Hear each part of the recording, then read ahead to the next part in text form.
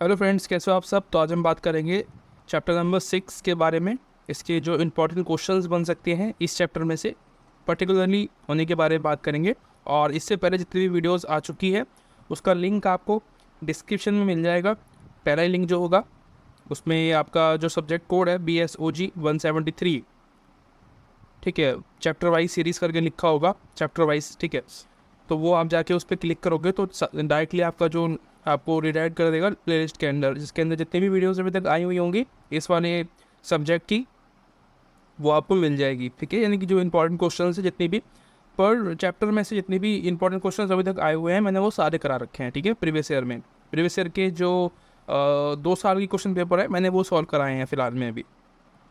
सबसे पहले यहाँ पे जो इस वाले चैप्टर में से, वैसे मैं सोच रहा था कि इस चैप्टर को लीव किया जाए क्योंकि इतना इंपॉर्टेंट नहीं लग रहा था, और पर फिर मैंने बाद में देखा कि एक सवाल यहाँ से बन रहा है। फोर्थ क्वेश्चन ये जून के अंदर आया था आपका 2022 में, तो शायद दोबारा भी आ सकता है, इसलिए हमने जो है इसको कवर कर लिया। तो सवाल कुछ ऐसा है कि कह रहा है कि विश्व व्यवस्था सिद्धांत पर प्रमुख बौद्धिक प्रभावों का वर्णन कीजिए। तो कभी कभी ना ये लोग इसको समझ लेते हैं कि बौद्धिक मतलब गौतम बुद्ध के बारे में बात कर रहा है या जो बुद्ध से संबंधित कुछ विचार है उसके बारे में बात कर रहा है। तो देखो ये जो प्रभाव है ये काफ़ी बाद में आए हैं, ठीक है। गौतम बुद्ध की जो एज है, जो समय था वो बहुत पुराना है। उस समय तो ये जो पूंजीवाद वगैरह है ये सब कुछ नहीं था, ठीक है। साम्यवाद, पूंजीवाद या फिर समाजवाद ये कुछ भी नहीं था। नॉर्मल लोग, इंसान जो थे अपना जीवन जी रहे थे, कमा रहे थे पैसा। तो उस टाइम ये सब चीज़ें नहीं थी। तो हम यहाँ पे विकास के बारे में बात कर रहे हैं। उस समय इतना कुछ डेवलपमेंट नहीं था कि हम इस पे विचार की बात करें, ठीक है। विश्व बौद्धिक सिद्धांत के बारे में देख कि भाई कैसे विकास किया जाए, ऐसा कुछ भी नहीं था। तो यहाँ पे बौद्धिक मतलब है कि जो बड़े बड़े पुरुष, महापुरुष की बात करते हैं हम, जो कि 1970 या 90 के बाद जो हुए हैं उनके बारे में बात करते हैं। वर्ल्ड वॉर की जब हम समय की बात कर रहे हो तो उस समय जो है ये आप इसके प्रभाव को देखते हैं। तो ये वो बौद्धिक मतलब जो बड़े बड़े विद्वान हैं उनके बारे में यहाँ पे बात कर रहा है, पहली चीज़। और यहाँ पे सिद्धांत पूछ रहा है विश्व व्यवस्था सिद्धांत का, ठीक है। तो विश्व व्यवस्था सिद्धांत जो है पहले आपको ये पता होना चाहिए कि ये कब की है ये सिद्धांत और किसने दिया है। तो सबसे पहले ये 1970 का सिद्धांत है, ठीक है। 1970 में आया ये, और जो समाजशास्त्री है उन्होंने ये सिद्धांत दिया है। इनका नाम है एमुअल वॉलरस्टीन करके, ठीक है। इसी ने इसको विकसित किया है, इस सिद्धांत को जो अभी आप पढ़ने वाले हो। सबसे पहले कुछ मूल जो तत्व है इसके अंदर, जो इम्पोर्टेंट जो रीजंस है, क्या बोलता है ये सिद्धांत, वो जानना ज़्यादा इंपॉर्टेंट है हमारे लिए।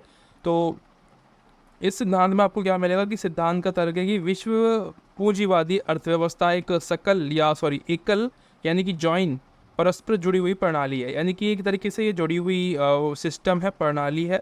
इस प्रणाली में कोर, अर्धपरिधि और परिधि में बांटा जाता है। बेसिकली जो दुनिया है, जो विश्व है, इसको हम ना 3 पार्टों में डिवाइड करते हैं। 3 पार्टों में कैसे, हम जब हम लास्ट वीडियोस में हमने बात की है उसके बारे में कि एक तो होता है विकसित, ठीक है, विकसित देश जो कि सक्सेसफुल हो चुका होता है, जैसे कि अमेरिका, ठीक है, यूरोप वगैरह के जो दो देश हैं, रशिया है, ये विकसित देश हैं। दूसरा होता है विकासशील, ठीक है। विकासशील होता है ये, बेसिकली इसने विकास करना शुरू कर दिया है, ठीक है। ये गरीब नहीं बचा, अब विकास करना शुरू कर दिया है। देखो विकसित का मतलब मैंने आपको पहले बताया था कि विकसित का मतलब ये नहीं है कि वहाँ पे गरीब नहीं होंगे, गरीब वहाँ पे भी है, ठीक है। और गरीब विकासशील देश में भी है, विकासशील जो कंट्रीज़ है उसमें भी होते हैं। और एक होता है अविकसित, इसको आप गरीब देश भी कहते हैं क्योंकि ये इसने विकास करना शुरू ही नहीं किया है, ठीक है। या तो क्या है कि कुछ मजबूरियां हैं या इनका कुछ फ़ायदा उठा रहे हैं लोग, या कोई भी रीज़न हो सकता है। उसी को यहाँ पे समझाया गया है इसके अंदर। जो कोर परिधि आप बता रहे हो, अभी मैं बता रहा था आपको, कोर परिधि, ये कोर एक परिधि है, अर्ध परिधि और एक परिधि है। तो जो कोर है, अब समझ में आ गया होगा आपको कि कोर मतलब यानी कि जो बीच की कंट्रीज़ हैं इनको हम बोलते हैं विकसित कंट्री, ठीक है। ये वाली कंट्री विकसित है, जो ये जो रेड कलर में है, ठीक है। एक हम बात करते हैं जो सेकंड है, वो है आपकी ये वाली, ये आपकी विकासशील कंट्रियाँ हैं, ठीक है, सेकंड नंबर पे जो आती है।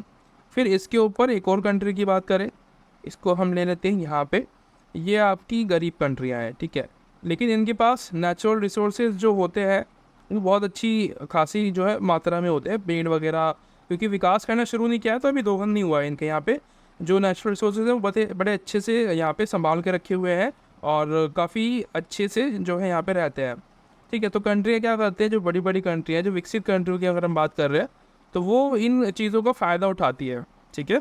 फ़ायदा कैसे उठाती है कि जो इनके एम्प्लॉयज़ है, ठीक है, यानी कि जो ये इन कंट्रीज़ के पास जो लोग हैं उनके पास काम धंधा नहीं है बेचारों के पास, ठीक है, तो बदले में काम तो देती है लेकिन बहुत ही ज़्यादा कम। ये जो है इनको ये काम तो दे रहे हैं, ठीक है, यहाँ से ये जो वर्कर्स है वो यहाँ पे जाते हैं काम करने के लिए, काम मिलता है लेकिन लो सैलरी में, ठीक है, बहुत ही कम सैलरी उनको दी जाती है। उसके अलावा, ठीक है, ये एम्प्लॉयज़ का तो हो गया, उनको भी यहाँ पे भी इनका शोषण किया जा रहा है। दूसरा जो शोषण है वो कहाँ हो रहा है, रिसोर्सेज के अंदर। इनके पास रिसोर्सेज है, ठीक है, और ये जो है इनके रिसोर्सेज खरीद लेते हैं अमीर कंट्री बड़े ही कम दामों पे, ठीक है, और फिर बदले में क्या करते हैं, इन्हीं के एम्प्लॉयज़ इन्हीं के रिसोर्सेज लेके इन्हीं को ही वापस जो सामान बना हुआ है उसको सेल करते हैं इन्हीं को ही, ठीक है, और कैसे, हाईएस्ट प्राइस पे, ठीक है, ये हाईएस्ट प्राइस होता है उनका जो जिस पे ये लोग जो है अमीर देश जो होते हैं, अमेरिका जैसे कंट्री, ये गरीब देशों को उन चीज़ों को सेल करती है बहुत ही ज़्यादा महंगे दामों पे। उनसे कम दामों पे उनका सामान खरीद रही है लेकिन उनसे महंगे दामों पे उनको सेल कर रही है वापस। तो ये जो है इनका एक तरीके से दोहन हो रहा है इनके रिसोर्सेज का, और कहें कि इनका शोषण किया जा रहा है, ठीक है। तो यही लिखा हुआ है कि जो कोर है वो परिधि का शोषण करते हैं, ठीक है। आपको ये बुक में नहीं मिलेगा सही से, इसलिए बुक कभी कभी जो है आप उसको छोड़ दिया करो, ठीक है। आप या तो यूट्यूब पे अगर वीडियोस बना रखी है किसी ने तो वो देख लो, अगर यहाँ पे भी नहीं मिल रही है तो आप इंटरनेट पे सर्च किया करो, ठीक है, क्योंकि बुक से आप बिल्कुल ही ये सोच ले चले कि यार बुक से ही रिलाई करेंगे, बुक से ही पढ़ेंगे बस और कोई नहीं देखेंगे, तो मुश्किल हो जाएगी, फिर ये आपको समझ में नहीं आएगा फिर, ठीक है। कुछ चीज़ें जो है फिर छूट जाएंगी, या तो आप इसको लीव कर दो, ठीक है, आप पढ़ो ही मत इसको, वो सही रहेगा। एक सवाल के लिए कोई वो नहीं है, क्योंकि आपका ऐसा नहीं कि सिर्फ एक ही क्वेश्चन आ रहा है, इसमें से और भी सवाल आते हैं, आप अथवा में कोई और सवाल कर सकते हैं, क्योंकि आपको 5 अटैम्प्ट करने होते हैं, आपको 10 जो है 9 10 8 जो क्वेश्चन है वो मिल जाते हैं, ठीक है। तो आप लीव कर सकते हो, कोई बड़ी बात नहीं है, आप कुछ और सब जो है पकड़ लो, लीव करो सबको, ठीक है। तो ये इतना हो गया अभी आपका। अब मैं आपको सेकंड बताता हूँ इसके अंदर क्या है। ये पूंजीवादी व्यवस्था के भीतर अंतर्निहित विरोधाभासों की भविष्यवाणी करता है। तो एक और चीज़ यहाँ पे जो है कंफर्म हो रही है कि पूंजीवाद का बुराई एक तरीके से कर रहा है, आलोचना कर रहा है, ठीक है।